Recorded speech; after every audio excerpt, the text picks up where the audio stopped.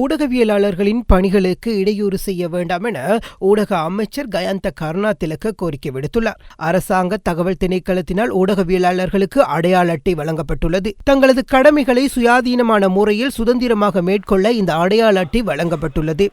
அண்மையில் அம்பிலிப்பிட்டிய நீதிமன்றத்தில் செய்தி சேகரிக்க சென்ற ஊடகவியலாளர்களுக்கு இடையூறு ஏற்படுத்தப்பட்ட சம்பவம் தொடர்பில் அவர் இவ்வாறு தெரிவித்தார். පොලිසිය භාර අමාත්‍ය සාගර රත්නායක මැතිතුමත් එක්ක දුරකථනයෙන් කතා කරා. එතුමත් කිව්වා ஊடகவியலாளர்களின் குறிப்பு புத்தகங்களை போலீஸ் உத்தியோகத்தர் ஒருவர் பிடுங்கிச் சென்றுள்ளதாக குற்றம் சுமத்தப்பட்டுள்ளது.